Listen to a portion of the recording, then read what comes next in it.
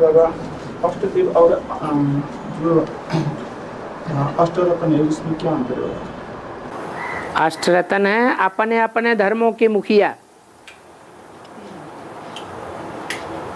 और जो अष्टदेव हैं वो पूर्वज हैं उन धर्मों के। रत्न का भी पूर्व माने पहले पहले जन्म लेने वाले, वो उन धर्मों के मुखिया नहीं बनते हैं, वो तो सूर्यवंश में मुख्य हैं, वो किसी धर्म में कन्वर्ट नहीं होते हैं।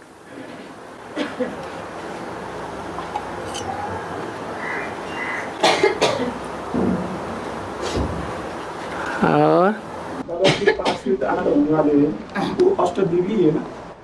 हाँ जी, फिर इसमें कोई बाबा वो एडवांस के बुक में आया है कि बाबा वो अष्टरत्न ही पास होते आने होने वाले हैं, ऐसे आया है बाबा को एडवांस के पुस्तक में। रतन की वैल्यू एक दूसरे से कम भी हो सकती है, क्योंकि जैसे हीरा भी रतन कहा जाता है, वैसे माणिक, पन्ना, मोती ये भी रतन है, परंतु इनकी वैल्यू बहुत कम हो जाती है, और हीरे की वैल्यू सबसे जास्ती होती है। तो रत्नों में कम वैल्यू वाले भी आ जाते हैं, जैसे कम पावर वाले धर्म हैं, वैसे उत्तरोत्तर कम पावर वाले रतन हैं।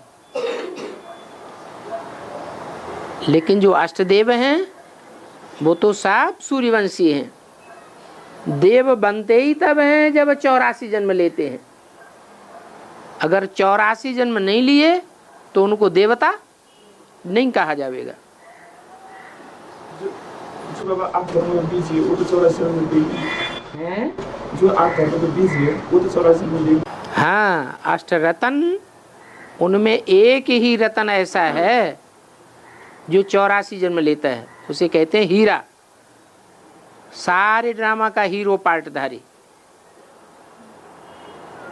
बाकी अपने अपने धर्म के जो मुखिया हैं वो उत्तरोत्तर कम वैल्यू के रतन हो सकते हैं,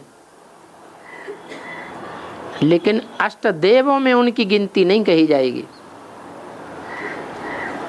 और जो बाबा अष्टदेव है बाबा, वो बाबा कोई बात में आए कि तो चार उधर का फिर चार इधर का मिलकर अष्टदेव होगा, ये एक क्या होगा, इसका क्या होगा? माना सूर्यवंशी 4, माना रुद्रमाला में से 4 पहले, और उन 4 में सहयोगी बनने वाली जो आत्माएं हैं जो उनको संपूर्ण बनाने में मदद करती हैं, प्योरिटी की पावर देती हैं। स्वभाव संस्कार से ही सदैव के शीतल इंद्रियों वाले हैं, तो वो प्योरिटी की पावर उन 4 रुद्रमाला के मणकों को मिलती है, तो आधा साझा हो जाता है। रुद्रमाला के जो 4 मणके हैं पहले, उनकी ज्ञान की पावर और उनकी याद की तेज रफ्तार,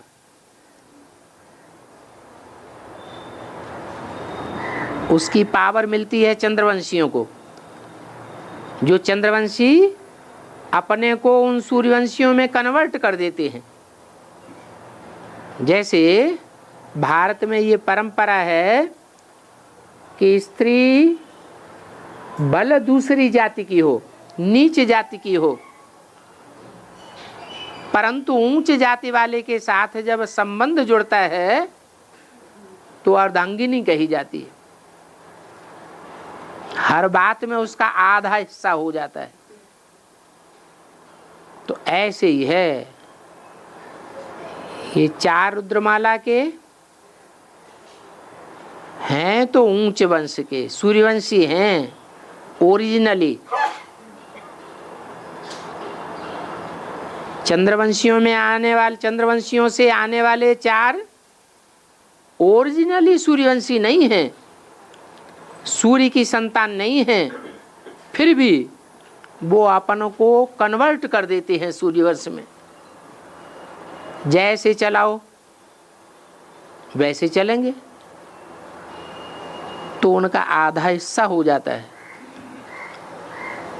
इसलिए वो अष्टदेव कहे जाते हैं पहले पहले। अब देव सिंगल तो होते नहीं हैं, डबल होते हैं या निवृत्ति मार्ग के होते हैं, हैं? डबल होते हैं।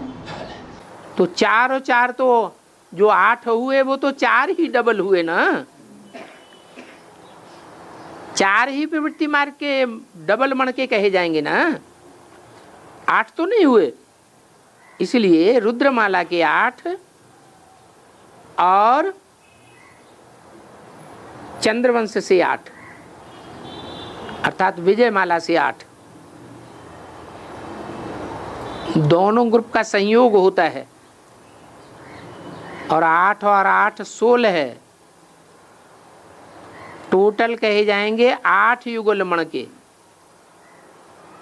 तो जब रुद्रमाला विजयमाला में ऐड होती है तो रुद्रमाला सिंगल की माला है या युगल मणकों की माला है? रुद्रमाला